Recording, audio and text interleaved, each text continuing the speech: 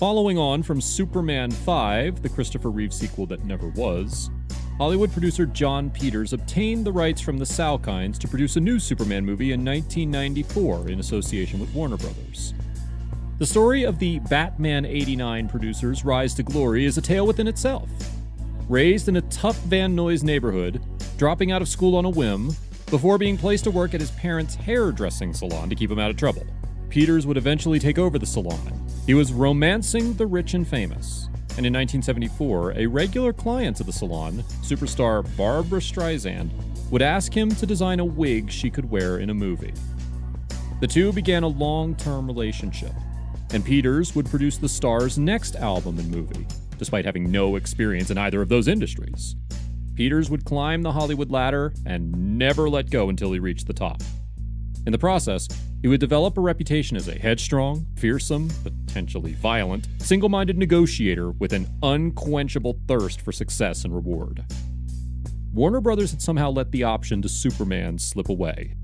Peters would pounce and obtain the rights to the Superman franchise and tie them up in an ironclad contract, written by his former producing partner, Peter Guber. Peters then struck another deal that would turn some rights back to Warner Brothers, on the condition Peters had the legal option to produce Superman movies for the rest of his life.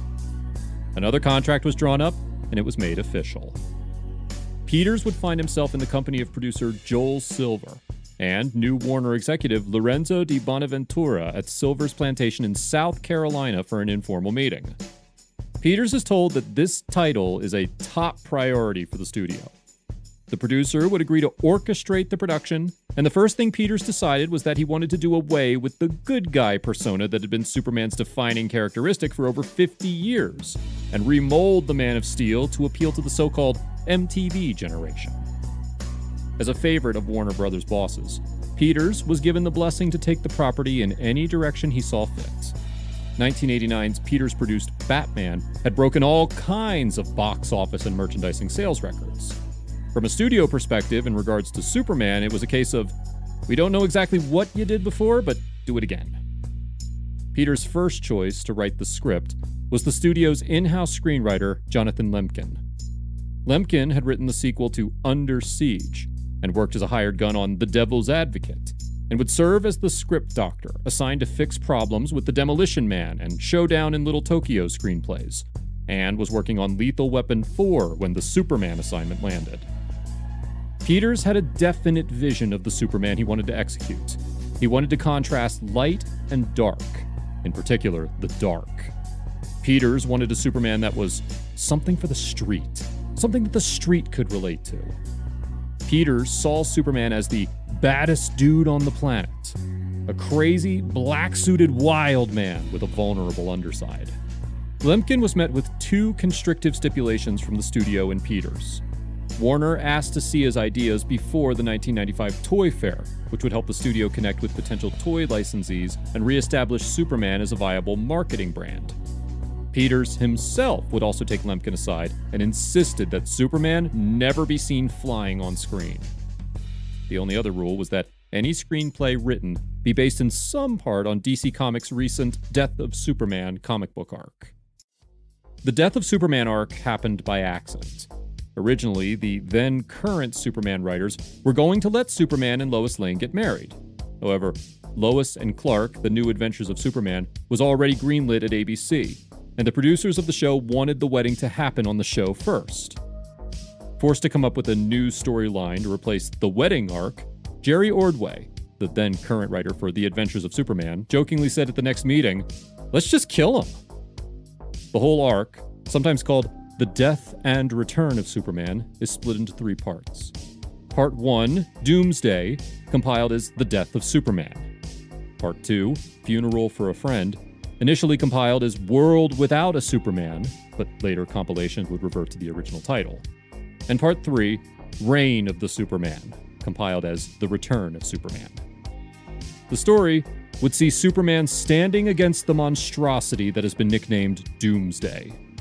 Battling their way throughout America, the two fight to a standstill as they reach the heart of Metropolis. Going punch for punch, Superman finally ends the threat of Doomsday as he throws one last punch and collapses forever. Lemkin would give interviews saying he hoped his script's action sequences would push the limits of what he has seen before with state-of-the-art SFX and CGI work. The writer would tell Cinescape magazine that, "I think based on the action of Lethal Weapon 4, some of the more supernatural elements of Devil's Advocate, and the fantasy elements of Demolition Man, everyone felt comfortable going forward with me as the writer of Superman Reborn. Let's face it, I've been entrusted with this corporate asset, and it's a very different process than any other script I've ever worked on. This is a huge corporate asset, and if you look at the marketing that can come from this, it's phenomenal. So they're being very careful with what we do. How do you bring Superman into the 90s and keep him fresh? The good thing about Superman is that he wants to do the right thing. He's not a conflicted hero, which is its own genre and can be a wonderful thing. There's something about Superman that's great in terms of his attitude of stepping into the breach, come what may." Lemkin's script opens up in deep space as a comet advances to Earth. The meteorite hurls itself towards Earth's atmosphere, smashing through the ionosphere. Engulfed in flames, it streaks downwards towards North America, towards the United States, through the clouds and headed for the shimmering lights of Metropolis, until it impacts and an incandescent white glow fills the sky. We meet Delia and Morpheus, two alien beings who have taken on human form. The mysterious duo make plans to cause some destruction just to see who can stop them and find out who this planet's true hero is. In Metropolis, Clark Kent and Lois Lane go through a Valentine's Day breakup. Superman's dual nature and mission to keep planet Earth as peaceful as possible is preventing them from pursuing a full-time commitment. A distracted Clark, using his super hearing, can hear nearby screams of fear and mass panic. The aliens are destroying Metropolis one building at a time, effortlessly throwing balls of energy that flatten skyscrapers. There's a power out as people try to flee the scene. Delia and Morpheus are slightly curious as to why this Earthling can fly, but they remain unmoved and decide that whatever this flying Superman fears will be his undoing. That's when a creature, a giant, monstrous humanoid made up of all of Superman's fears, begins to manifest itself into existence. Superman sees the creature and repeatedly punches the beast as hard as he can. There's more punches, but the monster grows stronger and stronger. Superman is hit back. He's never been hit like this before. The creature plows Superman through the pavement as the fight continues underground in the sewers. Superman stands, but is instantly picked up and slammed against a wall, and then the monster throws him back onto the street. Superman times and executes a perfect punch that sends his opponent tumbling, and the two clash until Superman is stomped into the ground. Lois rushes to his side and cradles his broken body. He's unable to speak. The air shimmers as his life force, his essence, leaves his body and jumps across to Lois. His head lolls back, and then he dies. Next day's headlines tell the grim news, as Superman is now in his grave. Morpheus appears on every television screen in the country at once. He sells a lie. He tells the people that he's been tracking the creature that killed Superman and expresses sadness. He tells the people that this is a new dawn. Everyone is to have fun and do as they please and to take what they want. He tells them there is no police anymore, and people are now free to create anarchy, with just one rule. He's in charge. The crowd accept Morpheus as their new king. Metropolis quickly descends into a nightmare. Morpheus now sits on a throne in a castle he has constructed with telekinesis. Grieving the death of Clark, Lois discovers she is now pregnant, but her pregnancy has advanced 2 months in just 2 days. The child continues to advance at an accelerated superhuman rate. 1 week later, Lois gives birth to Superman's son. The new king places a bounty on Lois's head. As Lois watches over her new baby, the hospital is stormed. In a brief yet brutal scene, doctors and nurses are massacred. Jimmy Olsen is killed. And once Lois's bolted hospital door is wrenched open, an unruly mob pours in. The lights go out. When the lights come back on, we see that Lois has been slain. A nurse runs blindly in the darkness down stairwells and abandoned corridors. She clutches the baby and heads towards an underground tunnel. The nurse is wounded as she carries the infant to safety through the sewers to an underground cavern before she passes out, leaving the child at a doorway. Then we meet Dr. Harry Cadmus. He lives underground. He finds the baby, who, strangely, has grown to age 3 overnight. We learn that this underground cavern houses an odd parade of what he calls DNA aliens that Dr. Cadmus has housed and cared for over time. The toddler continues to age rapidly. He wakes up aged 7 the next day, becoming a teenager the day after that. Very soon, his aging accelerates until he's a 21-year-old man. Cadmus teaches the child of his strengths and weaknesses. We learn of Cadmus's background, an expert in DNA work whose genetic experimentation grew out of control, resulting in a government napalming of his laboratory to destroy evidence of the experiments. And Dr. Cadmus would rescue as many of the experimented on beings as he could, eventually settling here in the sewers. The Doctor teaches the Superboy how to hone his powers and embrace his strengths. The boy learns who his father was, what Superman meant to people, and of his alien heritage. Once the Superboy, now a Superman, discovers his father's cape and tattered crest, he vows to avenge his parents, to put a stop to the impending Armageddon, and to restore Metropolis to how it was. The son of Superman, aka Miles McGee Lane, would be the new face for truth, justice, and the American way. The writer had previously stated that his intention was to think outside the box when he said, "Superman demands fantasy elements that Batman doesn't. I think that's much more exciting. And I feel that the result should be like crossing Batman with Star Wars. Superman versus a human is not an interesting match. That's like me versus a slug. Who cares?" In any good Superman movie, the fate of the whole planet should be at stake. You've got to have villains whose powers and abilities demand that Superman, and only Superman, can be the one who stops them. Their powers have to tax Superman to the limit. That's the only way to make the movie exciting and a dramatic challenge. Sadly for Lemkin, the studio didn't agree. The concept of having Superman's bloodline successor in the film, as opposed to Superman himself, seemed a little too off track, and Lemkin was dismissed from any further participation in the project. Officially, the writer was told that his script contained plot beats that were deemed too thematically similar to then-in-production Batman Forever. Peters was said to have been furious, but either way, Lemkin was to be replaced, and so the next call was to Gregory Poirier, the writer of the Peters-produced historical drama Rosewood. Under commission from Peters, Poirier would write 3 different drafts across December 95 to March 96. Poirier's story opens with the death of a king, queen, and princess on an ice planet called Krypton, 30,000 light-years away from Earth. Their planet is under attack from Brainiac's ship, as one beam of energy after another destroys the planet and its civilization. Brainiac learns that a small ship was ejected moments before the planet exploded. He is now on his way to Earth to destroy the last Kryptonian once and for all. Scanning the solar systems, he tracks the craft. Brainiac's destination now is Earth. Brainiac melts down the jewels stolen from his last raid, and using an IV drip, the liquid drips into the arm of an unseen monster. We meet Clark Kent.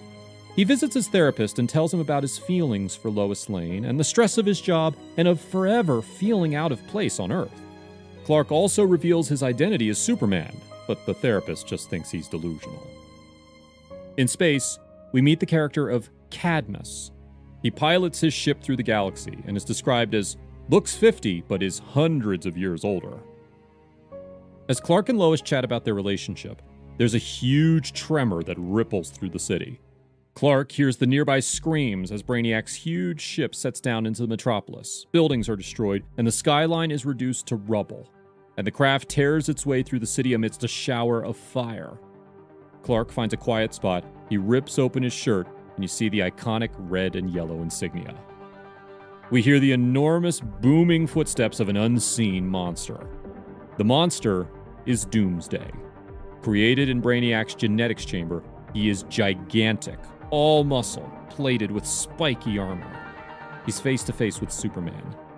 They clash, with neither one backing down.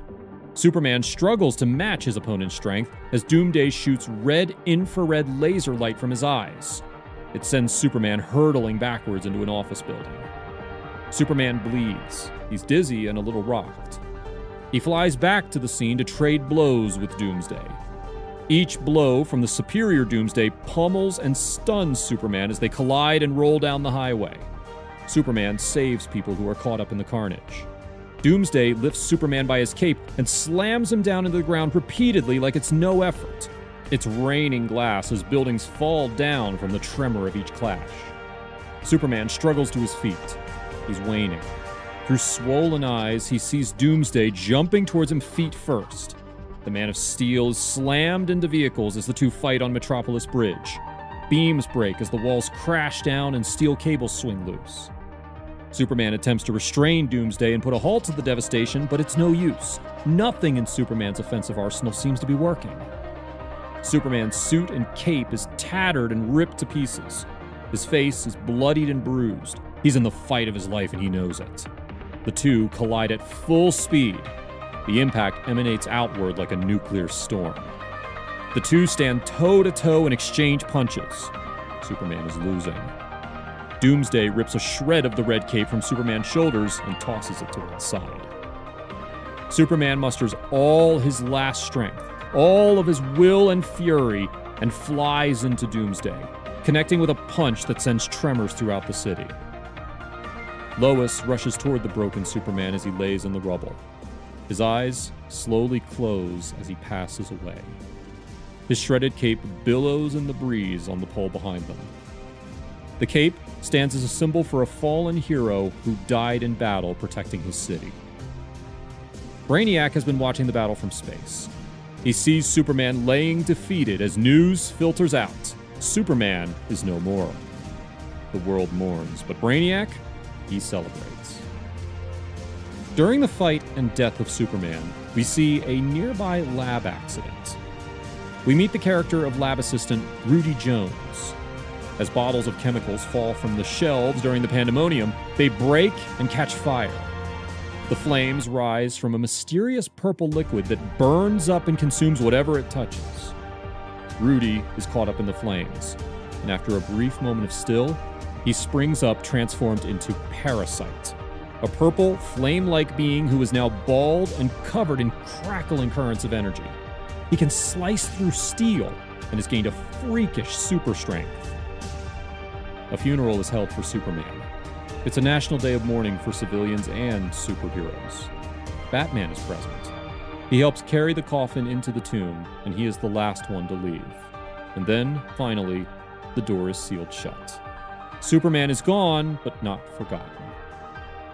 Criminals have overtaken the streets in the absence of Superman. Brainiac moves to Superman's tomb, only to find that the coffin is empty. Brainiac sees Lois Lane in a life-size three-dimensional hologram, and he becomes fascinated and entranced by her. We see Superman is now in a misty, heaven-like place, where he encounters the ghostly visions of Jor-El. He's in between dimensions. Superman's eyes snap open, and he's on Cadmus's ship. He initially has no memory of what happened, how he got here, or who Cadmus is. Brainiac, back on Earth, declares to all of the residents of Metropolis that he wants Superman's body. He gives them 48 hours for a peaceful resolution. If not, then consequentially there'll be a swift and violently extreme destruction of everything and everybody. And then, with the push of a button, he blows up the tallest buildings in the city, just to prove his point. Meanwhile, as Parasite continues his killing spree, we're introduced to the character of Silver Banshee. She's described as 6 foot tall, ghost white, with a face like a gorgeous skull and long white hair like a cape. She's a diamond thief and revels in the lawlessness of this metropolis without Superman. She has the ability to destroy things using only her voice. Cadmus tells Superman they're in a ship beneath the ocean, beneath the North Pole, and that he rescued Superman's body before Brainiac could get to it. He explains to Superman that Brainiac travels the galaxy finding their smartest races to harvest their DNA to put into himself. He then destroys the race to leave no trace behind, so he is the exclusive carrier of those genes. Brainiac desires Superman's DNA, as it's all that will hold his own failing body together. Cadmus magically transports Superman to Krypton Ice Cavern, where he is shown the circumstances of his evacuation from Krypton, how his parents dispatched him to Earth as Brainiac had launched an attack on Krypton that would tear the entire planet apart. He sees how his parents stood in the window and watched the capsule leave as their planet is vaporized around them. In Metropolis, Brainiac forces Parasite and Silver Banshee to work for him in his mission to find the body. He can't personally search because the atmosphere will accelerate his decay. But with Superman's DNA, he'll be eternally perfect, which is the sole reason he created Doomsday in the first place. Superman's spirit is shown taking a spiritual journey through the afterlife. At the end of his journey, he concludes that his work on Earth is not yet done, and the spirit returns to its body.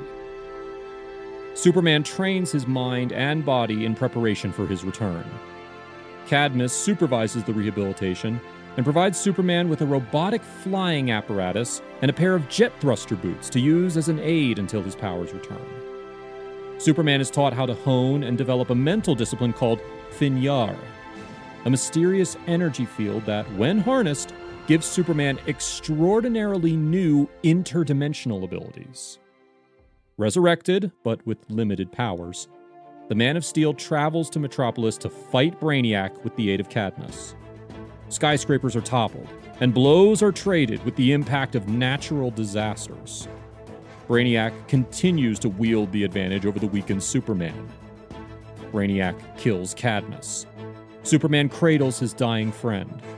Superman's tearful eyes are now full of fury. Through the sheer force of his own will, Superman regains his powers.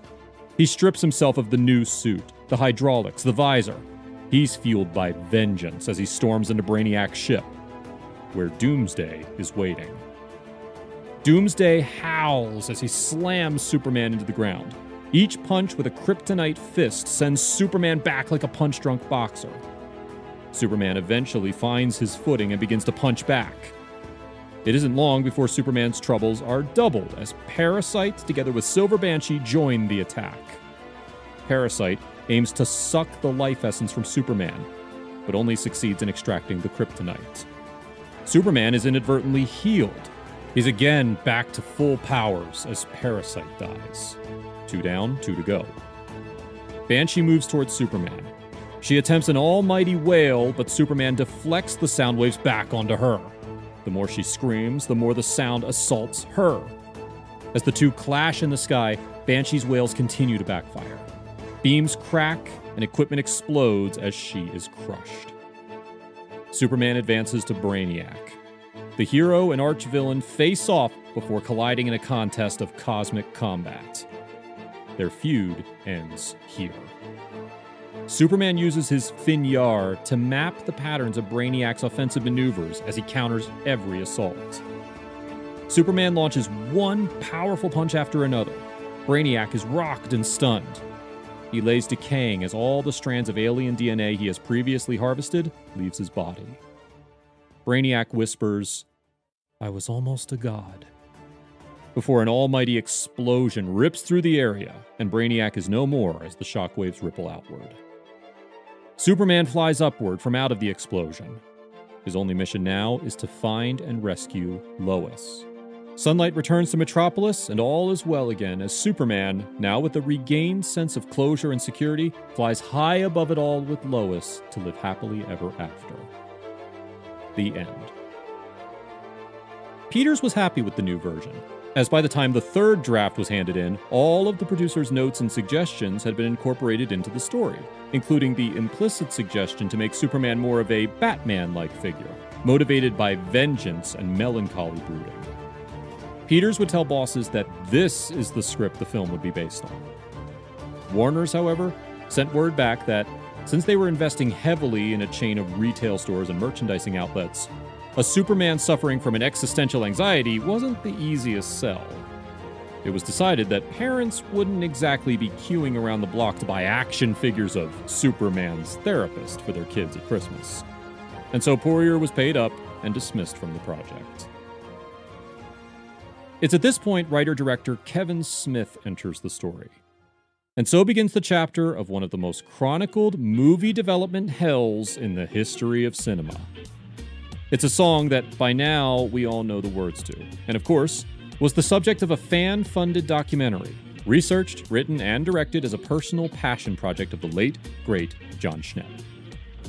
The series of events that would lead to a laid-back, film-loving video store clerk from the suburbs of New Jersey finding himself at Warner Brothers headquarters, accepting the offer to write a Superman script, were set in motion 3 years earlier. Smith would burst onto the independent scene with his self-financed directorial debut, Clerks, a quite brilliant feature-length comedy to which Smith had written the screenplay, co-produced, edited, and played a character called Silent Bob. Smith would utilize the store he worked at as the movie's primary location, and would shoot overnight before starting work at 6 a.m. each morning. Made on a budget of $27,000, raised by spreading the cost across a raft of craftily obtained credit cards and store credit, Clerks showcased Smith's talent for hilarious dialogue, slacker stoner philosophies, surreal set pieces, and his inherent skill for creating original and idiosyncratic characters. Clerks' last-minute acquisition at Sundance by Miramax would propel the writer-director to the same tier as those other 90s independent trailblazers: Quentin Tarantino, Robert Rodriguez, Steven Soderbergh, and Richard Linklater. Smith's follow-up movie, the badly marketed Mallrats, wouldn't quite hit the same heights of appreciation. The cult classic received a lot of negative reviews, as the majority of critics seemed to miss the joke completely. The critical backlash would cause Smith to re-examine what it was that he actually wanted to say in his work. The result was Chasing Amy, a mature, brilliantly written, and superbly acted comedy drama that explored themes of friendship, love, infatuation, sexuality, jealousy, and insecurity. As Kevin Smith finished up on filming and entered post-production on Chasing Amy, another story was unfolding in Hollywood. The prestigious talent agency ICM was experiencing an internal coup. 4 agents, led by Ari Emanuel, exited ICM to form the agency Endeavor. The breakaway rebels were caught by a security guard as they smuggled out files and Rolodexes in the middle of the night. Allegedly. Endeavor only had one client to their name, and when looking to sign a second client to the roster, then junior assistant Phil Raskin would contact and court Kevin Smith, telling him that Endeavor would give him the attention and focus that his current agency were too large and too busy to do, given their clientele of A-list megastars. Smith, flattered by the proposal, accepted, signed up, and gave Raskin a copy of the Chasing Amy screenplay. True to his word, the young agent would paper the whole town with Smith's work as a writing sample. Chasing Amy would land on a desk at Warner Brothers, and Smith was invited in to discuss the possibility of working together. Smith would meet with creative executive Basil Evanek and was offered a couple of projects: Beetlejuice Goes Hawaiian, and a feature-length remake of an episode of The Outer Limits called The Architects of Fear. Smith would call this screenplay one of the most beautiful movies I've ever read in my life. He'd agreed to take it home to look at, but felt that it was already complete, couldn't be improved upon, and he refused to dumb it down as he was asked. Another project, however, would randomly crop up in conversation: a Superman reboot. Smith, a self-confessed comic book nut, would ask the exec if he could take a look at that one instead. Smith was asked for his feedback on the Superman script, but the feedback wasn't particularly positive, and he would point out why and where he thought the current script was just plain awful. Smith was asked to return to Warner Brothers and repeat his thoughts in successive meetings with an ascending hierarchy of executives. Everyone was impressed with the fact that Smith was literate in comic lore, and he would eventually make his way up the chain of command all the way to a meeting with Jon Peters. For Smith, the long-shot dream was now a potential reality. Smith was asked to produce a story outline. All that was left to do now was for Smith to take the outline to Peters upon its completion and read it aloud to him. Peters liked to imagine a blank cinema screen in his mind, lay back, and have the story read to him, so that he could picture the story beats and the visuals of Smith's pitch. Smith would give Peters his take on Superman, and would essentially get the job on the spot, and was asked to flesh the treatment out into a full screenplay.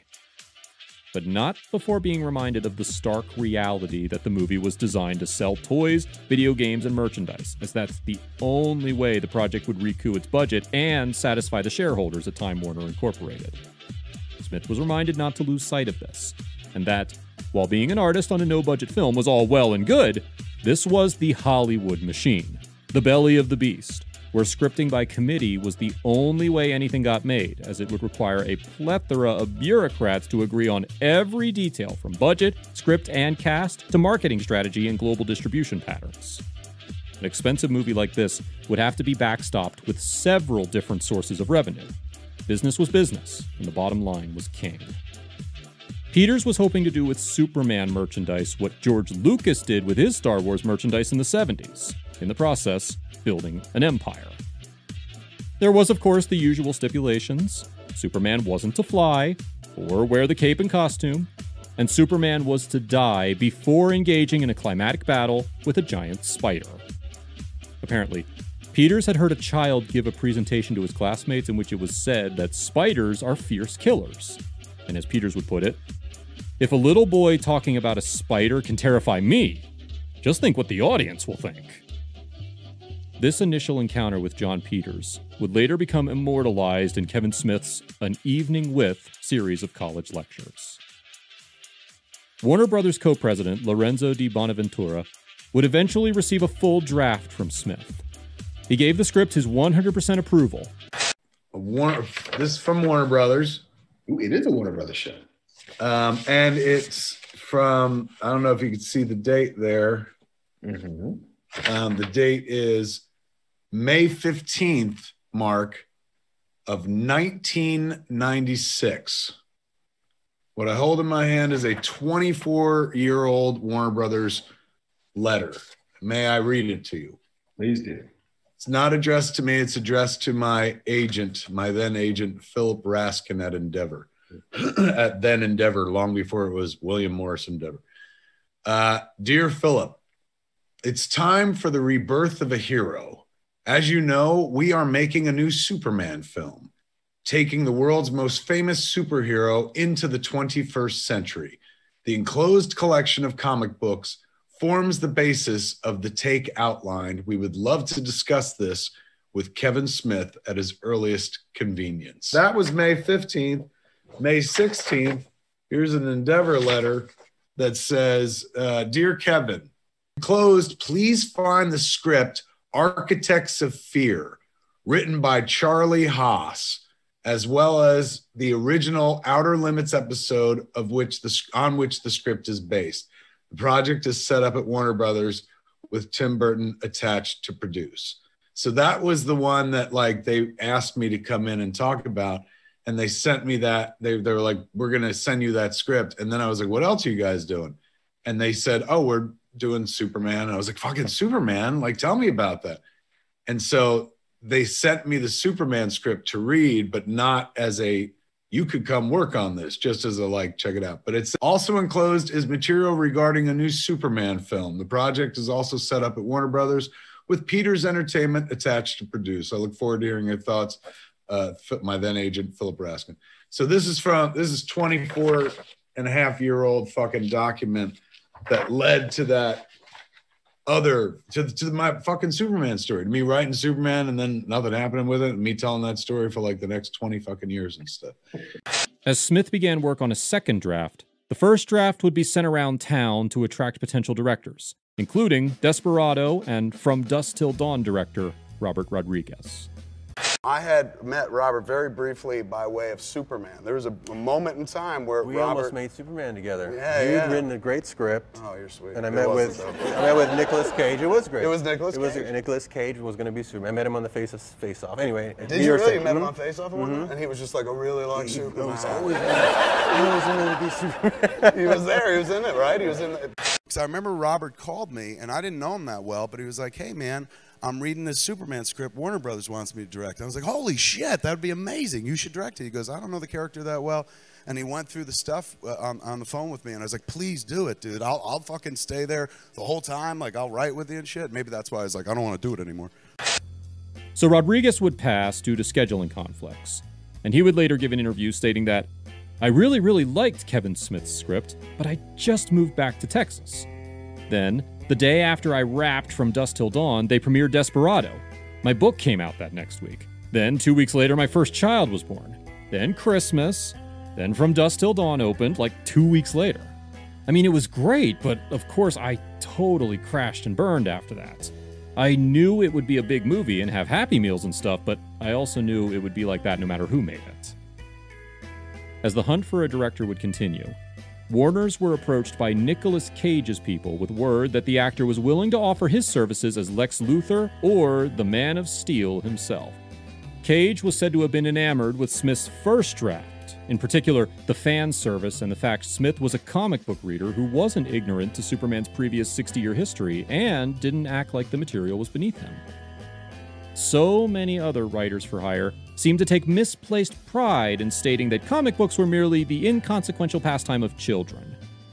Cage had previously been linked to potential Incredible Hulk and Iron Man projects that never got going, and it was no secret that the actor was a huge fan of comics.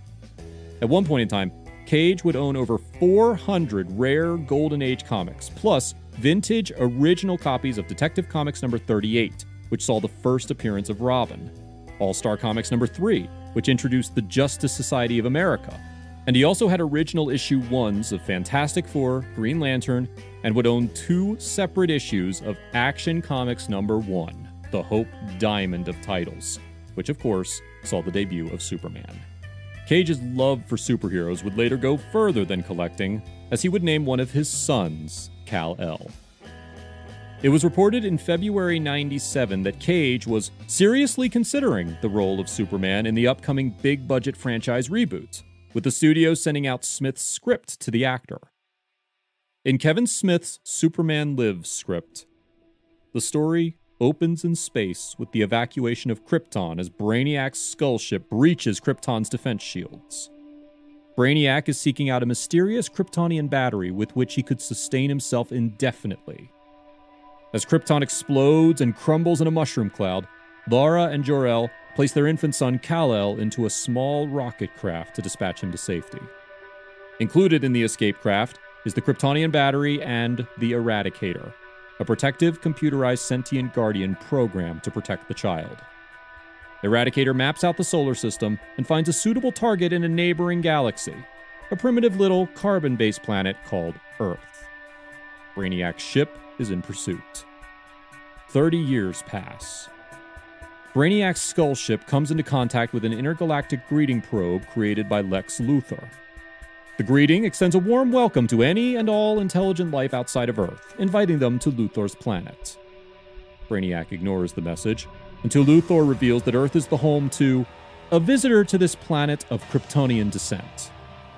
Brainiac believes that this may be the source of energy he has long sought.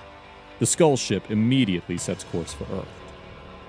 At the same time, the governor and her son are making a public appearance at a restaurant in one of the less glamorous neighborhoods of Metropolis when they are attacked by Deadshot. The villain and his gang kidnap the governor's son and make a hasty escape. Before they know it, their kidnapping is foiled by the appearance of Superman. The Man of Steel apprehends Deadshot and returns the governor's son. This fight is being observed by Brainiac and Elron as the skull ship hovers outside of Earth's orbit. Brainiac recognizes the symbol on Superman's chest as a seal of the scientific office from Krypton. This is the Kryptonian. Brainiac now wishes to meet this Lex Luthor of Earth, who sent out the invite. Lex is confronted by Brainiac and Elron. After an introduction, the villains realize they have a common enemy in Superman. They formulate a plan to destroy him, beginning with Brainiac commandeering a LexCorp satellite. Superman secretly meets Lois Lane at the Daily Planet building. The two spend the rest of their evening having a picnic atop Mount Rushmore. During the meal, they discuss their relationship, which Clark would like to take to the next stage.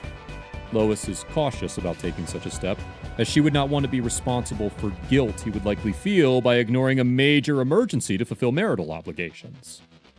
At this same time, Brainiac uses a LexCorp rocket labeled LexTech 37. It grows white hot with energy. Then, Lasers burst out of it from all sides, striking and bouncing off the mirrors of a solar conductor, creating a net across the miles-wide diameter. The effect leaves Clark Kent momentarily powerless. He doubles over slightly, as if suddenly woozy, and he nearly falls off the face of Rushmore. He simply shakes it off. The net begins to slowly prevent sunlight from passing through. The light that shone on Earth now fades slightly, as Brainiac's Shadowcaster goes to work and the sun's rays are slowly blocked from reaching Earth.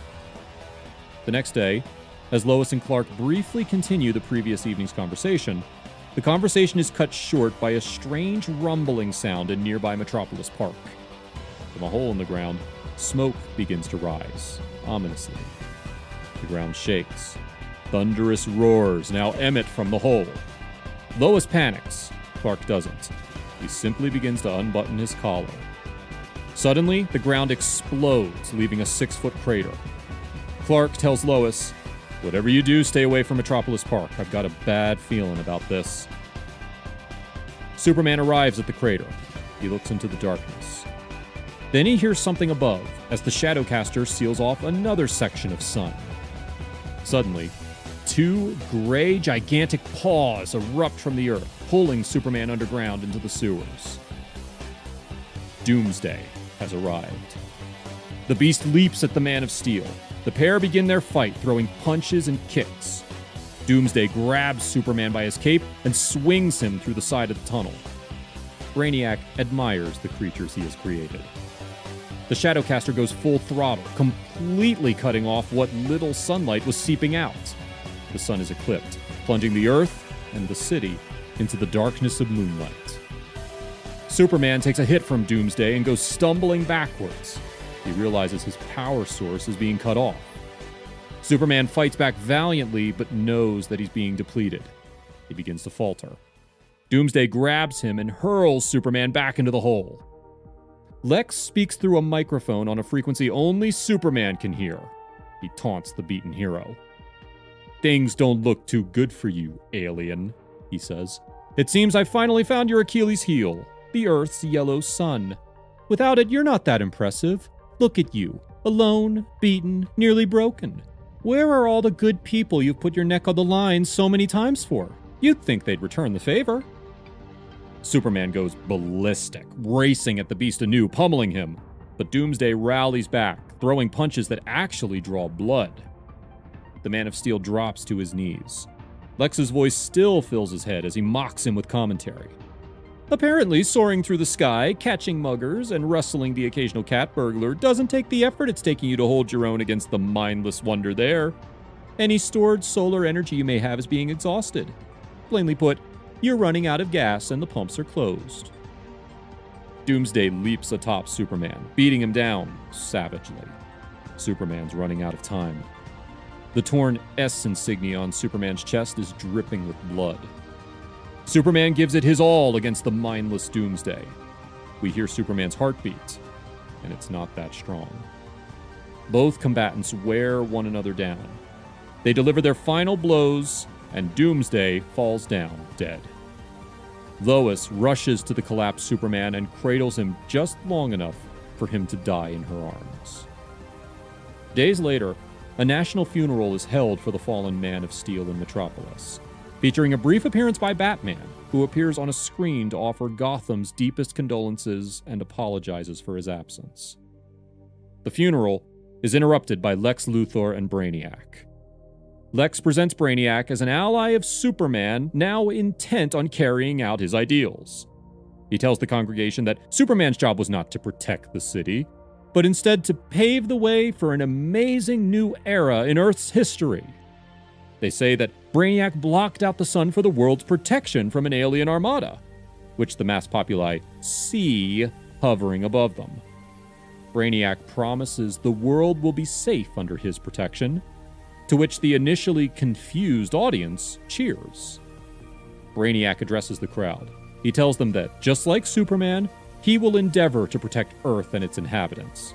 He says, "It's the least I can do in return for your warm, warm welcome, and in memory of Superman." Brainiac raises his arms. The crowd goes wild. Luthor leads the crowd in a rallying cry of cheers for Earth's greatest hero and new savior, Brainiac. Lex smiles. They've bought his falsehood hook, line, and sinker.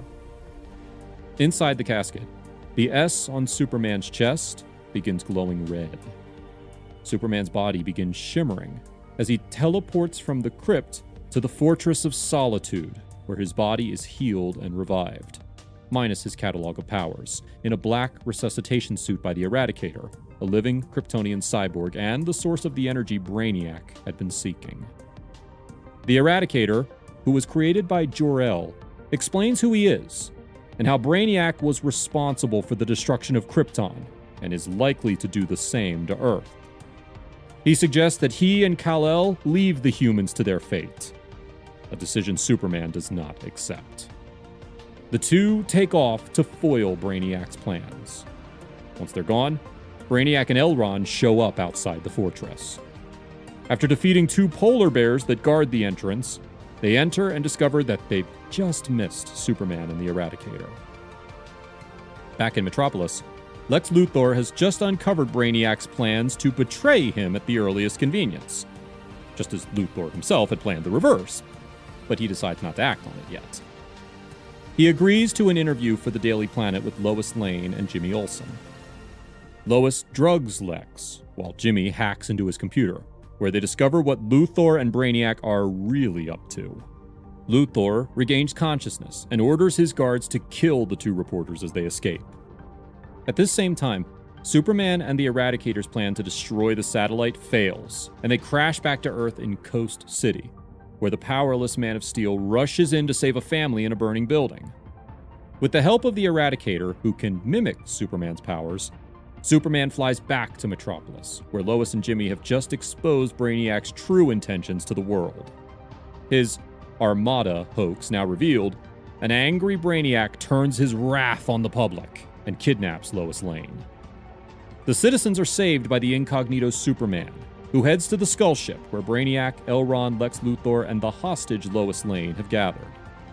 The Eradicator reveals himself to Brainiac, who inadvertently reveals the flaw in the satellite's technology. The Eradicator retreats into space with Superman in tow, separates from him, and destroys both the satellite and himself. The now abundant sunlight instantly restores Superman's powers. He returns to the Skull Ship to confront Brainiac, who has assimilated himself into the body of a spider-like alien creature called a Thanagarian snare beast that is about to eat Lois. It resembles something of a cross between a squid and a spider, but very biomechanical and sleek, and now inhabited by Brainiac's consciousness. It's extra lethal as well. Brainiac's voice is heard, hissing from somewhere within the creature.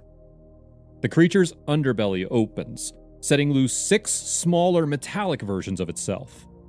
Superman breaks free of the beast and begins fighting the creatures off, smashing them together, crushing them in his grip. Superman reacts. He crawls into the sunlight, takes in as much as he can.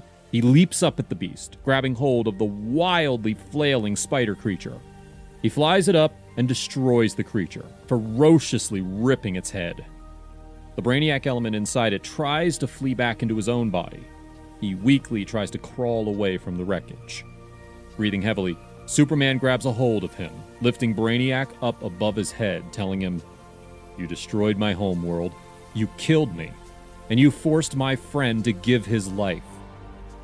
Superman punches his fist through Brainiac's chest and out his back. Brainiac convulses and dies. Superman drops his mangled form to the floor, where it reverts back to its most primitive form, some metal and circuitry. Superman reaches the partially functioning, sparking Shadowcaster. He begins pushing the Shadowcaster, getting up some speed until he lets it go. It whips through space until it hits the surface of the sun and explodes. The device destroyed, sunlight pours through space and over the planet. Sunlight is everywhere, filling the streets. Clark is reunited with Lois, and the two deliver evidence to the police, leading to Lex Luthor's arrest on charges of espionage against the world and governmental extortion. The final scene is Elron in the damaged Skull Ship picking up the remains of Brainiac and attempting to repair him. The end. Various directors were shortlisted, including Tim Burton, who had signed a long-term first-look development deal at Warner Brothers in 1994. The deal offered at the time was seen as a compensatory measure to sweeten the fact Burton was previously ushered away from his own Batman trilogy and would make Ed Wood with Johnny Depp instead. So Warner's made the deal, and on behalf of Burton, would purchase the rights to turn 2 sets of Topps trading cars into movies, Mars Attacks and Dinosaurs Attack. Jurassic Park's box office domination would ultimately put Dinosaurs Attack onto the back burner, and Burton's Mars Attacks wouldn't do great business upon its release as it came up against Independence Day, which at the time was the must-see event movie of the year. It was now March 1997, and Burton was in need of a hit. Warner's would advise him to adapt a well-established brand-name property more suited to his own aesthetic sensibilities. Burton was given the choice of developing a movie based on the Goosebumps series of books, or to take the reins of a planned Scooby-Doo live-action movie. When you consider the villainous zombies, ghouls, and monsters such a film would need to design, it seemed an appropriate fit, but Burton's interest would quickly fade. When offered Kevin Smith's Superman Lives script, however, Burton would negotiate a lucrative contract with a guaranteed payment and high degree of creative control. Variety magazine initially broke the news on April 4th, 1997. So now, with an A-list director and leading man attached, Superman Lives was given a green light and slated for a summer '98 release, hoping to go toe-to-toe at the box office with the also later canceled The Hulk. Kevin Smith's second draft was now refined and completed, and was officially submitted and date-stamped the same month. This draft was deemed by the studio as camera-ready, and the plan was now to begin the design phase using the script as a blueprint, as producers could start to budget the cost of test effects after linking up with Industrial Light and Magic. And then, 1 week later, despite good intentions and best-laid plans, everything would be turned upside down again. It's said that Burton wasn't overly interested in Smith's faithful rendering of the comic mythology, and instead wanted to filter Superman through his own lens to bring the character more in line with what's considered a typical Burton archetype, a lost and lonely misfit on the fringes of society, an alien who feels lost amongst humanity, a freakish outsider unable to connect emotionally with this environment. Tim Burton is known for putting studios through their paces and changing his mind throughout production until he feels a personal connection with the material. That's always been Burton's style. The studio knew this up front. And although the dismissals of Smith's work was said to have irritated Warner Brothers staff who wanted him as the on-set writer during the shoot, Burton was still granted a final approval clause in his contract and wanted to use his own choice of writer. The following week, Smith would speak to the Vancouver Sun and say, "They hired Tim Burton to direct and everything went south. He'll make a beautiful picture. I just wish to God he'd used a script." Much was made of the rift at the time, but thankfully, time has since healed any animosity, as these decisions are rarely ever personal. Cage would later say to the Miami Herald of Smith's work that, "It was a good script, but there were other ideas I was more interested in. Superman is an alien, and I wanted to show that it's okay to feel like the outcast, the outsider. If one kid who is being called a weirdo in school goes to the movie and then hangs on to this idea that Superman feels like a weirdo, then I've done my job." Meanwhile, screenwriter Wesley Strick, a former rock music journalist whose screen credits included Arachnophobia and Cape Fear, was hired by Burton and was briefed to tailor a screenplay that would forego Smith's devotion to the source material and instead write to the themes closest to Burton's heart. Strick would spend the next 2 months speedily writing his take on the material, after first buying a bunch of comics to figure out exactly who was who and what was what, as he would describe reading the Smith draft as trying to decipher and decode something written in another language. Strick would later say, "At our first meeting, Tim made it clear that he wanted to jettison the Smith draft."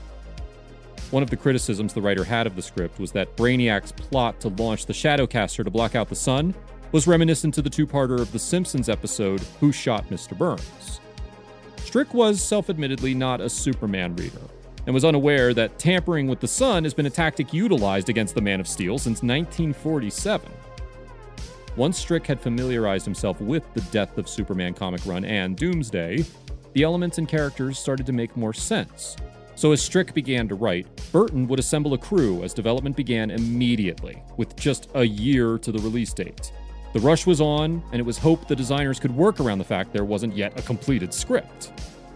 Burton's assistant director would be Derek Fry, as more and more artists were assigned, creating, quite possibly, one of the greatest creative teams ever assembled. Rick Heinrichs was installed as head of production design. Heinrichs had previously designed sets on Edward Scissorhands, served as art director on Batman Returns, and had been a collaborator of Burton's since 1982. Heinrichs would tell writer David Hughes that, "Tim first spoke to me about the project in the spring of 1997, right after I finished The Big Lebowski. I was excited by his take on the Man of Steel, which felt appropriate to the character and yet within the oeuvre of Tim's other work." Special effects wizard Steve Johnson, responsible for some of the most recognizable imagery in horror cinema, with work on films like An American Werewolf in London, The Howling, Big Trouble in Little China, Ghostbusters, Species, and The Abyss, among many others, was hired as the principal effects artist to work on prototype costumes and tests through his own company, Edge FX.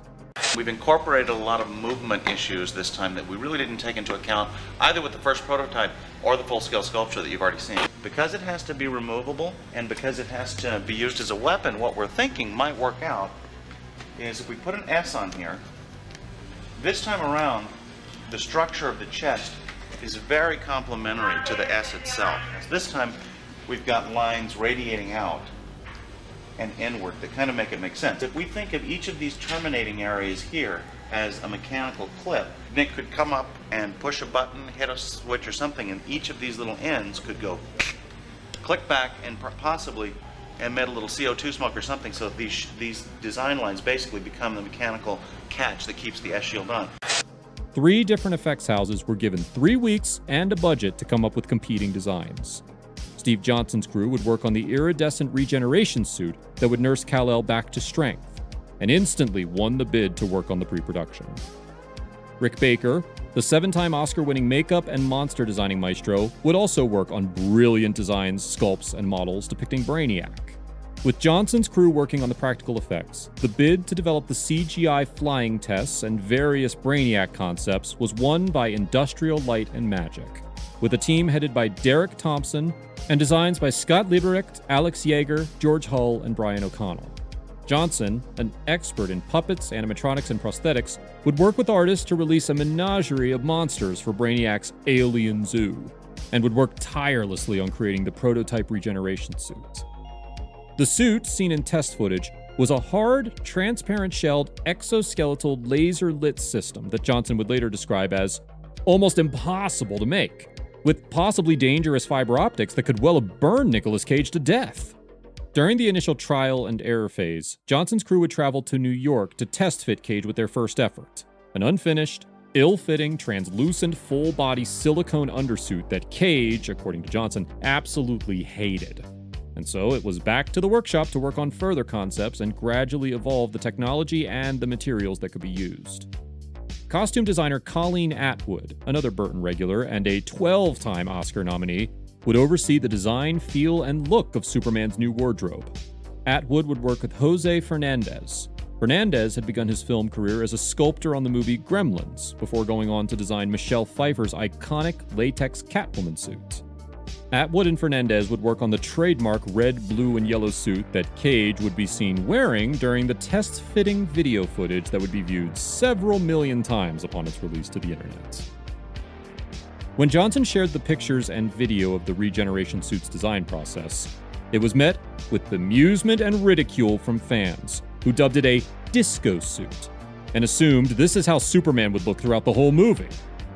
Johnson would speak out to set the record straight years after the fact, saying, "I've had it with these things online saying, this suit is probably why the movie didn't get made, and blah blah blah. What people don't understand is pretty straightforward. It was never meant to be the actual Superman suit. Superman dies in Tim Burton's version. He's wrapped around by this alien presence, which I would assume someone in the comics came up with. It's a living life form on top of him that brings him back to life. So everybody looked at the suit and said, Jesus, Tim's lost his mind. Steve's doing too much blow. That wasn't what happened. It was never meant to be the Superman suit. It was an alien wrapped around him. Let's put that on the record for once. Colleen Atwood designed all the Superman suits. We had the real one. We had the black one from the ending. But the one people have seen wasn't meant to be the Superman suit. It was an alien that was regenerating him, and it was really that simple. I don't know why all the fans are getting so angry about that. If they were real fans, they would know.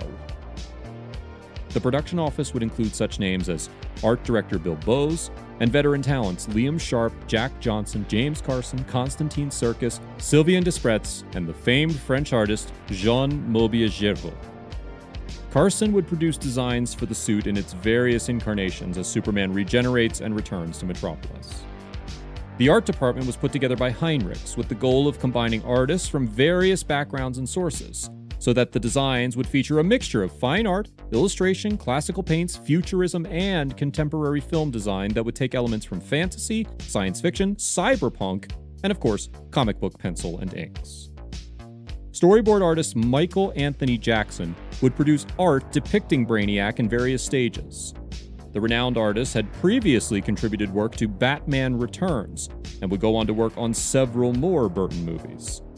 Johnson could take Burton's pencil doodles of Doomsday and render them into full-color character concepts. Jackson would also suggest Monster Man Pete Von Schally to Heinrichs to work on creating alien creatures. Von Schally was brought on board and would later tell MrMedia.com that, "I was basically called in to draw monsters. Brainiac, I guess, was going to have like a monster zoo on his spaceship, and I guess they weren't happy with the monsters that they were getting, and so a friend of mine recommended me.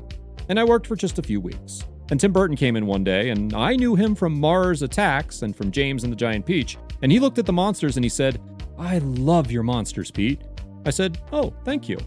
And he said the most fun he ever had was drawing monsters at Disney when he was young early in his career.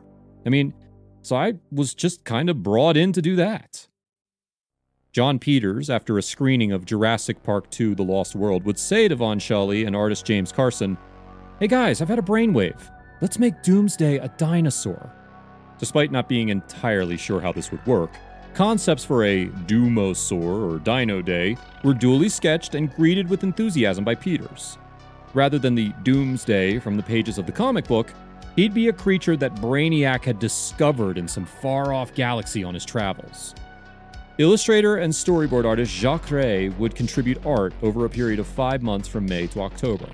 The artist credits included Men in Black, Judge Dredd, Casper, and Independence Day, and had just worked with Burton on Mars Attacks. Concept designer Mark Gerner would produce scenes of futuristic towers, spires, and huge statues. The designer would say, "My primary focus was on the landscapes of Krypton and the precipice of Jor-El's palace."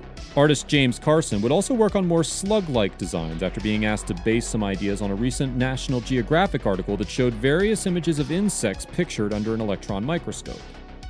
Comic book artist Kerry Gamble, somewhat of a Superman expert, would also contribute designs for Brainiac's Menagerie and for a more recognizable Doomsday and hundreds more creatures and villains working alongside Steve Johnson's crew.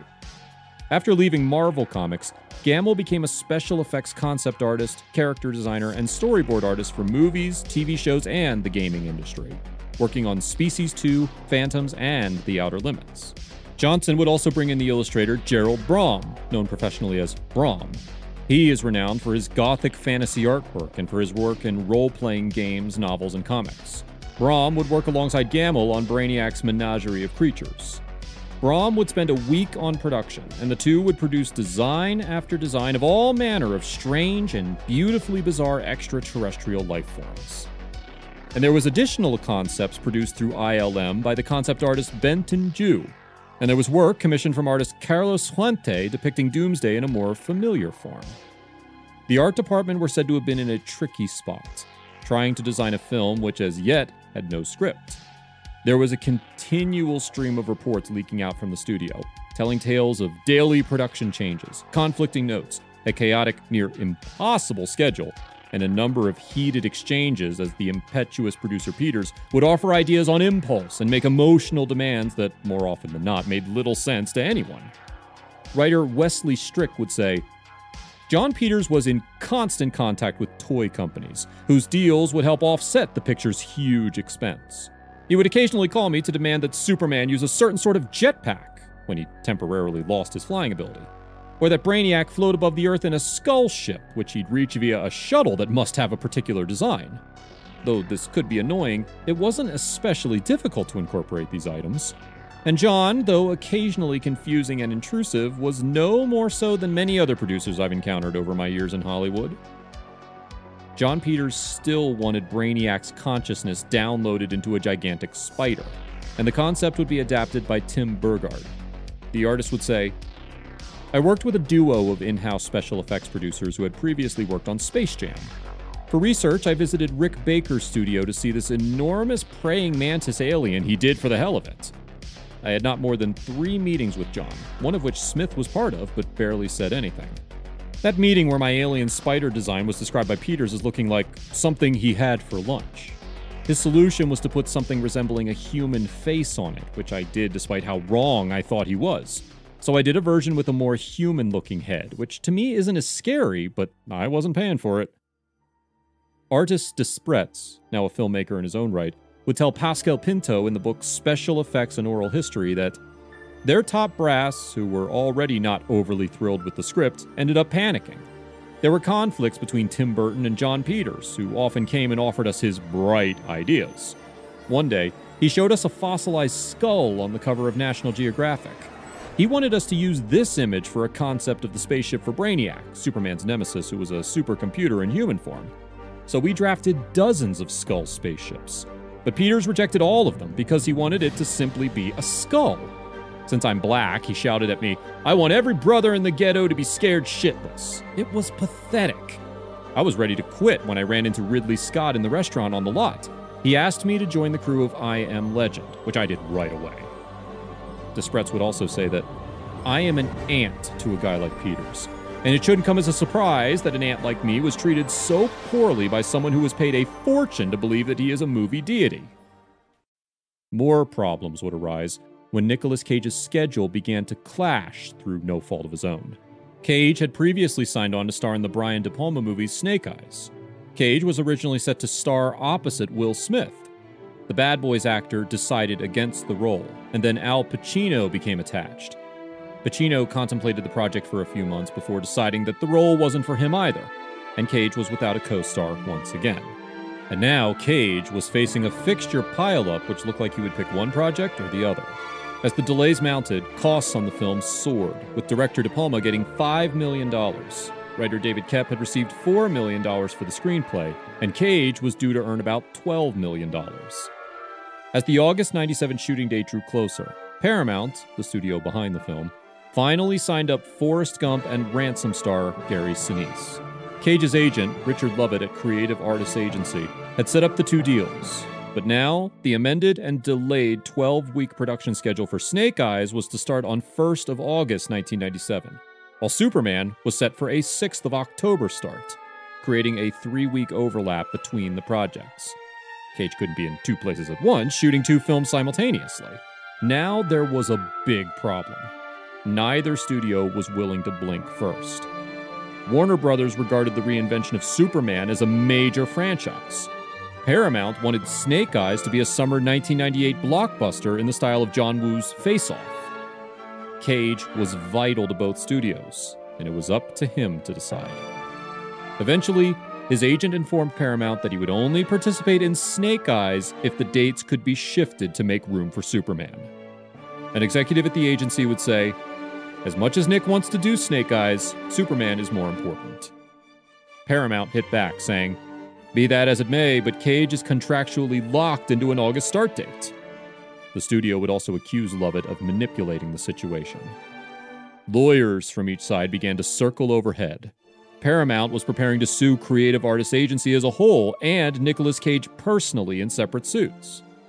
Naturally, a bunch of counterclaims were threatened, and the standoff was only resolved when Paramount offered to front-load Cage's scenes in Snake Eyes. That is, shoot all his scenes early in the production and then move the start date forward by 10 days. In return, they got a unique commitment from Cage. If he had more work to do on Snake Eyes when it came time to film Superman Lives, then he'd return after wrapping the latter picture to finish Snake Eyes for free. Relief broke out all round, and Cage, who had been kept out of all the arguments and power broking by his agent, would tell the press, "I'm just glad it all worked out." 1 week later, Smith, still feeling a bit stung by Burton's snub, would tell Entertainment Weekly that maybe mine didn't have enough quirk. Maybe not enough people wore black. In May 1997, Cage was happy to further discuss his role to reporters, telling the Green Bay Press-Gazette that Superman is a freak, but a beautiful freak, and that he really cares about people. I wouldn't be afraid to talk about his loneliness and his feeling like an alien, never fitting in, and so always compulsively needing to do heroic acts so people would like him and he would feel loved. In June 1997, Cage would tell the Morning Call newspaper that the English have Shakespeare, the Greeks have Zeus, and the Americans have Batman and Superman. I want to play up Superman's feelings of being different, being an alien. Children around the world love Superman, and my goal is to make that little kid in 3rd grade think twice about teasing the weird kid, the kid that I was, because he remembers that Superman is weird too. It's an exciting role for me because if you scratch a little under the surface, you can see the positive effect you could have on children and adults around the world. There was some progress on the script front, with Wesley Strix's first draft, now simply titled Superman, reaching the studio on the 7th of July, 97. The draft was instantly embraced by Burton, who felt a connection to the material for the first time. The director felt this was the way to go. He became excited by the work and would begin to show Heinrich various jumping-off points of inspiration for designs. The brainiac head with green flames was a bit of Frank Morgan's Wizard from the 1939 Wizard of Oz movie, with elements of Madame Leota from the Haunted Mansion Disneyland ride in 1969. Burton would also reference The Brain That Wouldn't Die from 1962 and Virginia Leith's Jan Compton. And as for Peter's giant spider, Burton envisioned something similar to the creature in a 1964 episode of Johnny Quest called The Robot Spy. Now that he was happy with the material, the director felt comfortable enough to move forward with the casting process. Burton had explained how Cage's casting would be the first time you would believe that nobody could recognize Clark Kent as Superman. He could physically change his persona. To support Cage, Kevin Spacey was approached for the role of Lex Luthor, while Christopher Walken was Burton's choice for Brainiac, a role also said to have been considered for Jim Carrey and Gary Oldman, and apparently once linked to Tim Allen, who, when asked, told the Chicago Sun-Times, "I'll shave my head in a second." Sandra Bullock had apparently turned down a big-money 3-picture deal from Peters to play journalist Lois Lane, leaving a short list of available actresses that included Courtney Cox, Cameron Diaz, and Julianne Moore. Chris Rock was cast as Jimmy Olsen, beating off competition from Matthew Perry and Paul Rudd, amongst others. Michael Keaton confirmed his involvement, but when asked if he would be reprising his role as Batman from Burton's Batman films, he would only reply, "Not exactly." Peters was in contact with Jack Nicholson about reteaming with Burton on the project, and a wrestling website promoting WCW printed a report from Jeff Katz that said Hulk Hogan had been approached to play Doomsday. The wrestler had supposedly said yes, but, according to insider gossip, he was asked to put on a ton more weight for the role, and the Hulkster is said to have angrily refused. Strix's rewrite featured Superman as an existentialist, thinking of himself to be an outsider on Earth. Superman is threatened by Brainiac and Lex Luthor. The two devise a plan to destroy Superman and begin by merging into a single cyborg amalgamation known as Lexiac. Superman is later resurrected by the power of K, seen here depicted in art by Will Reese, a natural force representing the spirit of Krypton as he defeats Lexiac. When the script was passed around at boardroom level, it received a unanimous thumbs down. It seems the notion of stripping Superman back down to his 1938 power set and reinventing every piece of recognizable imagery associated with the Man of Steel worked better in theory than in actual practice. Nicolas Cage would speak to Cinescape magazine about the new-look Y2K Superman, saying, "I like the shape of the Coca-Cola bottle. I think they should stay true to the Superman costume."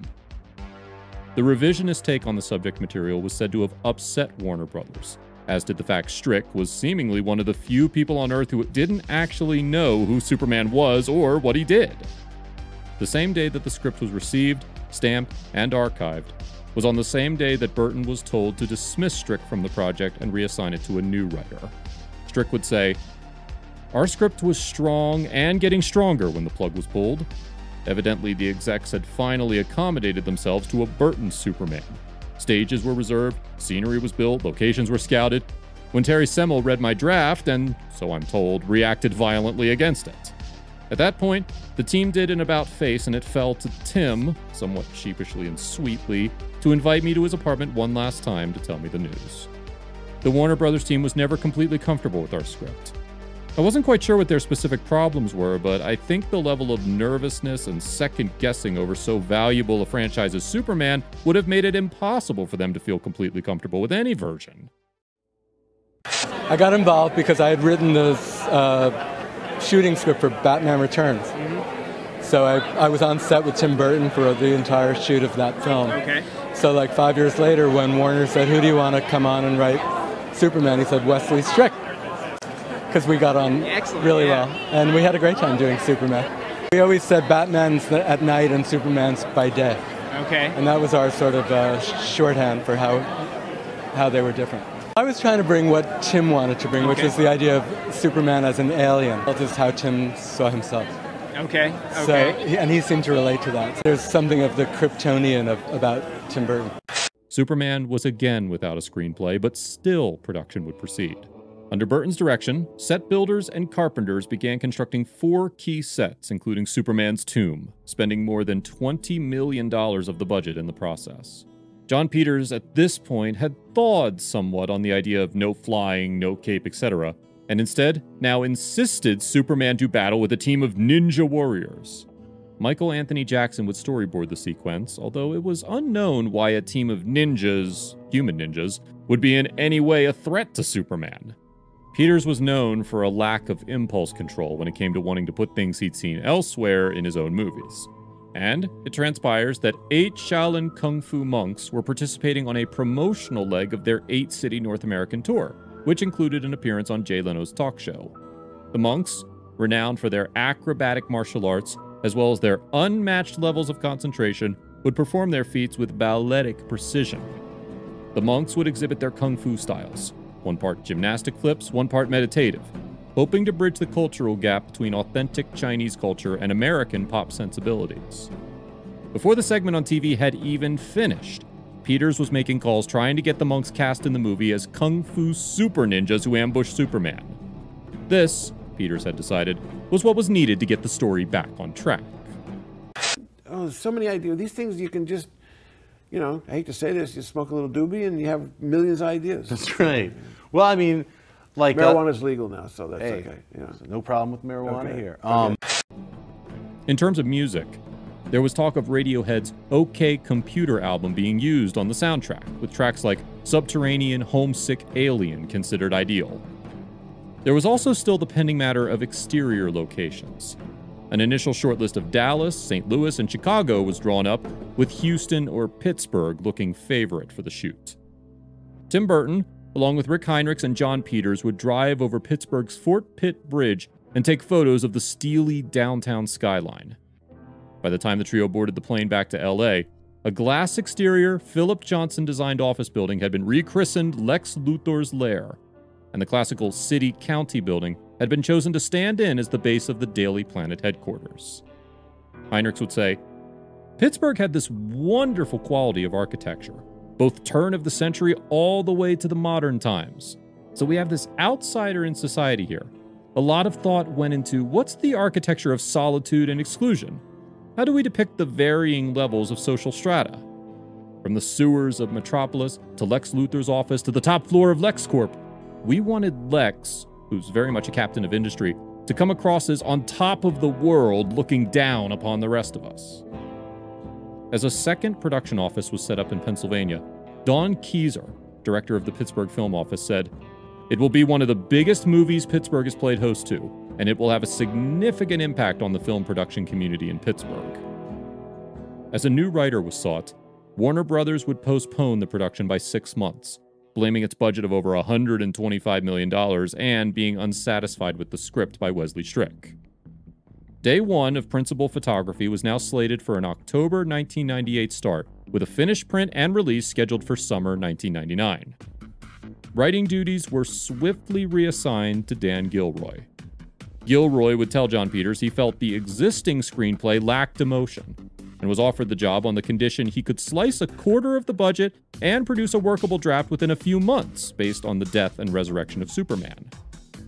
Gilroy would brainstorm ideas at Jon Peters' home, later saying, "John was very much in tune with the popularity of that particular comic book and what they did with the history, and he wanted to bring that to the screen. John never told me he couldn't fly, and he never told me he couldn't wear the suit. But I also never got the sense that the die-hard fans of the franchise were going to dictate the story." On May the 1st of 1998, Warner Brothers would quietly shut down the production office of Superman Lives after 12 months of non-stop design work and concept tests. Warner's co-chairman Terry Semel announced that as a result of such expensive disasters as The Postman and Sphere, it would be scaling back on big event movies. Casualties of this new mandate would include Ridley Scott's development of I Am Legend and Paul Verhoeven's Crusade epic starring Arnold Schwarzenegger. While the studio made no mention of the closed production office publicly, they continued to respond to press queries with assurances that all was well and the Burton Cage project was still in active development. As far as merchandising, Peters, Burton, Burger King, and Hasbro were at continual odds as to which way to proceed, as concept after concept was submitted and rejected. Benjamin Torres was a senior designer at Hasbro Toy Group from June 1994 to December 2000, and directed the product design and development of concepts for Superman Lives, working alongside fellow product designers Chris Samuels and Brian Yun to produce many Superman concept drawings that could be rendered as toys and accessories. Torres would grant an interview to the Superman homepage saying, "I think I was on it for approximately 1 month. The first suit was supposed to be a traditional Superman suit that was to incorporate alien technology that the audience had never seen before. The suit would slightly transform to reveal technology underneath that would conduct and distribute solar energy. Superman would be pushed to the limit in his battle with Doomsday.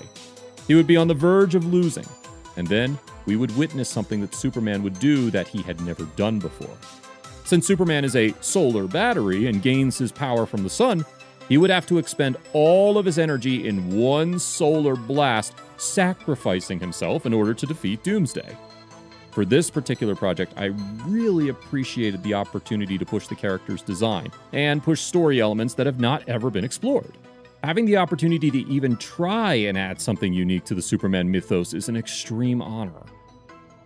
As the pre-production lay in limbo, Gilroy would complete his screenplay, trimming $40 million off the budget in the process. On October the 6th of 1998, Dan Gilroy's Superman script was handed over.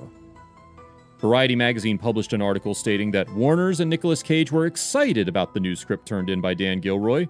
It seemed like Gilroy may have cracked the code. Gilroy would comment, "The whole point of the script was that in the Dick Donner version, Jor-El tells Kal-El everything in that ship as he's coming to Earth. When Kal-El grows up, he knows his whole story. What Tim wants is that events on Krypton unfolded so quickly that Jor-El had no time to construct anything that would inform Kal-El or transmit the information he needed. So poor Kal-El lands on Earth and grows up and has no friggin' idea what his powers are or where they come from. Tim is very much into, as Tim always is, exploring the outsider in society. At the same time, he's tracking very closely in the script the commercial aspects. It has all the bells and whistles. Tim's totally in tune with that." 6 days later, however, Variety would follow up the story. Beneath the heading, "Tim Burton leaves Superman Lives." The article reported that Tim Burton was no longer attached to direct. Whether Burton was pushed or jumped ship of his own volition remains unknown. A few of those experiences, and they are, I'll never forget it. It's you know, not to belittle it, but it's like a loss of a life or a child. There's something that's really, really traumatic, and I will always be traumatized by those few things. Definitely, yeah. I mean, I haven't seen the documentary, but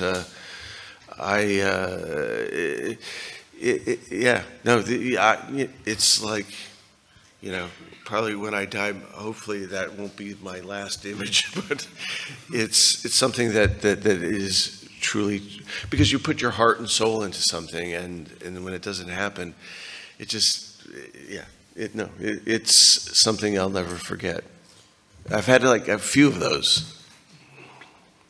And again, because of the way the movie industry is going, it's something that's happening a bit more and more, I think. A saddened and frustrated Burton would tell the press that, "I worked hard on Superman.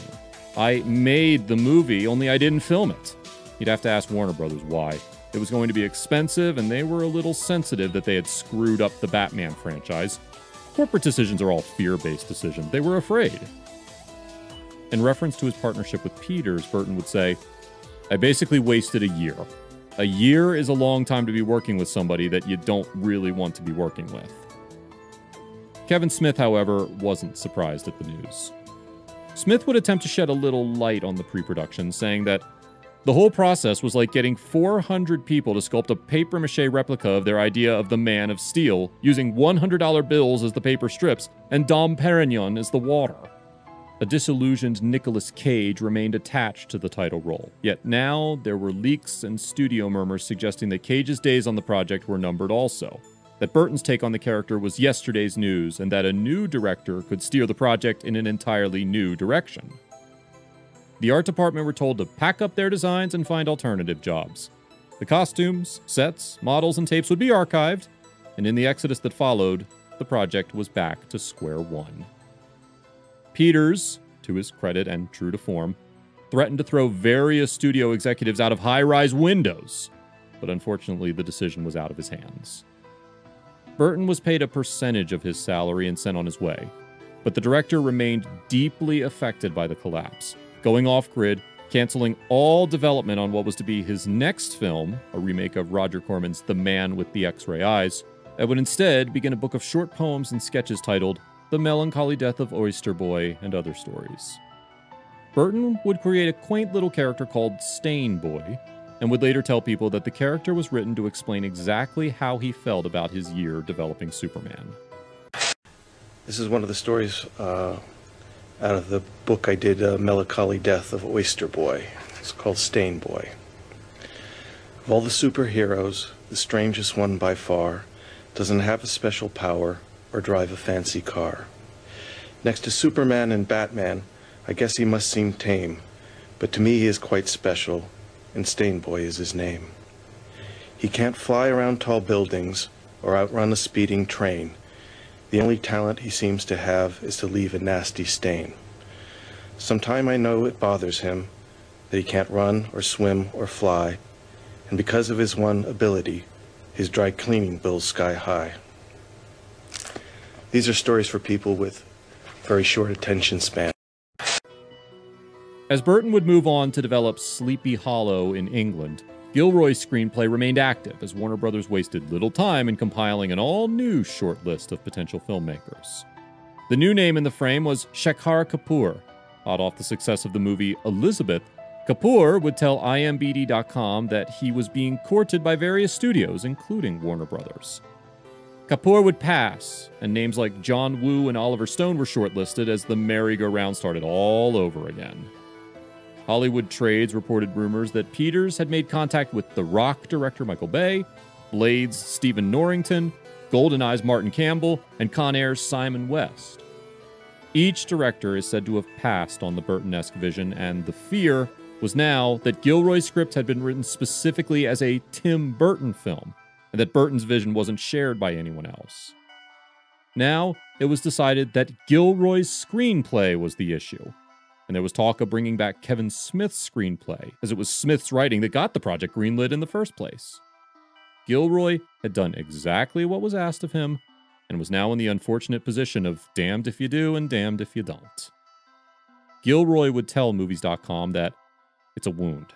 It's like getting punched in the face. You spend a year pouring all your artistic and creative energy into it, and suddenly it evaporates and goes away in the space of a phone call, and you have to regroup. It's a disappointment, though obviously there are greater disappointments in life than that, but you have to take the time to say that hurts and figure out what that means, and as honestly as possible, move on and continue what you're doing. I think Tim and all of us went through that process. It was very painful. Tim had the idea, which was really the driving force of the movie. I loved it, and working with Tim as we tried to explore it as much as possible. I'd love to see it happen someday. I'm a big Tim Burton fan. Gilroy would continue to work with Peters on fresh drafts of the screenplay, with Cage now using his love and knowledge of the character to assist with story elements, and hopefully steer the characterization toward a more traditionally recognizable Man of Steel. Gilroy's story opens in flashback, with Krypton on the verge of explosion. As Jor-El and Laura are placing baby Kal-El in his rocket, Brainiac, who is responsible for this destruction, enters and attacks them. Jor-El manages to ignite the rocket just as he and Laura are murdered by Brainiac. The cyborg vows to hunt down the child. The story then moves to modern-day Metropolis, where we see the now adult Superman stop a bank robbery. That evening, he meets Lois Lane at the Daily Planet. During this time, it's established that Kent's identity is in danger, as Lex Luthor may be on the verge of discovering it and revealing it to the world. Clark considers telling Lois before this happens. Brainiac comes to Earth and encounters Luthor. The two devise a plan to destroy Superman. They begin by merging into a single cyborg entity known as Lexiac. Lexiac creates the creature Doomsday to attack Superman. Superman and Doomsday battle to the death, after which time the Man of Steel's body is transported to the Fortress of Solitude. The body is revived, powerless, by a mysterious Kryptonian force known only as K. Superman and K leave the fortress and trek back to Metropolis. During this time, Lexiac, an advanced alien force with the resources of a multinational conglomerate at its disposal, plans to destroy Earth just as he did Krypton. He begins assembling an arsenal of nuclear warheads to be detonated on all the world's top cities. He also spends a great amount of time attempting to woo a grieving Lois Lane. Superman returns to Metropolis and is restored his powers by K, which is revealed to be the remaining life essence of his deceased biological parents. Superman, with the flirtatious assistance of Lois, defeats Lexiac, destroying the Brainiac element with exactly 1 second left on the nuclear clock. The story ends with Lois in Superman's arms, where she reveals that she is pregnant with his child. You were once supposed to play Superman. Did you see Justice League? I did. What'd you think? I thought it was fun. Yeah, I thought it was fun. That's all I'm going to say. Do you still see yourself as playing Superman? No, not at all. I think you would have been a good Superman. Thank you. In February of 1999, someone claiming to work in Warner Brothers' publicity department would send a scoop to Coming Attractions saying that it appears the top brass held an informal at-somebody's-house meeting and decided a few things about Warner's future schedule. There was an order on my desk this morning to destroy all publicity materials, prospective or otherwise, for Superman Lives. While speaking to the Calgary Sun, Cage would say, "I've heard Superman might shoot as early as this fall, and I'd certainly be willing to be involved again, but I won't get into any discussions until it's a reality. I had such a letdown when the film was canceled last year that I just couldn't go through all that again." I think that Tim and I were onto something. I mean, I saw the drawings. I saw what he was going to bring to the world, and I knew where I was going to go, and I think that it would have been special. But again, I have no regrets, and that's one of those hot topics that if I say anything about it, it's going to go all over the internet, and there'll be another meme, and I'm trying to get away from it. Another alleged insider then leaked the news that Warner Brothers had reached a point of no return, having spent what was now quoted as over $100 million. It was said that the studio wanted to start over with a blank page, and that they would commission not just one script, but a script and script plans for 3 additional sequels. And due to the nature of locking down an actor into a 4-picture deal, Nicolas Cage's age was now working against him. Warner's would now look ahead to a revised release date of summer 2000. I'd offer that the movie that Tim and I would have made, in your imagination, is more powerful than any of the Superman movies. I didn't even have to make the movie, and we all... In July, Cage would tell Popcorn UK that, "I've said that I will still make the movie when you guys are ready. I hope I can still do this because I think it will be a very enchanted movie. As new ideas, treatment, scripts, and pitches were said to be flying around the offices of Warner Brothers, the months would roll on by. The failure to attach a director would cause Tim Burton's name to re-enter the frame. The director still technically owed Warner Brothers a movie, and after the release and positive reception to Sleepy Hollow, it was decided that the director still had what it takes to execute a vivid landscape. And despite the alleged offers of full creative control, Burton remained unmoved by the studio's second wind. Burton was once bitten and twice shy. Empty promises were made and broken, and a tired Nicolas Cage would tell the Mr. Showbiz website when asked, "Superman, I've decided I'm not going to do. It's just been too long." At first, it seemed like a good idea and would have been a lot of fun, but just too much time has passed. You know, I was going to play Superman, and that fell apart for whatever the reasons. And then I saw that movie, and I said to myself, well, that was a much more nostalgic, traditional approach to that character. And I didn't want to do that. I was going to turn that character upside down along with Tim Burton. Superman Lives was dead, but not entirely buried, as a whole new set of creatives would climb aboard and attempt to turn the ship around. As we'll discover in the next video, Superman Flyby. Thanks for watching.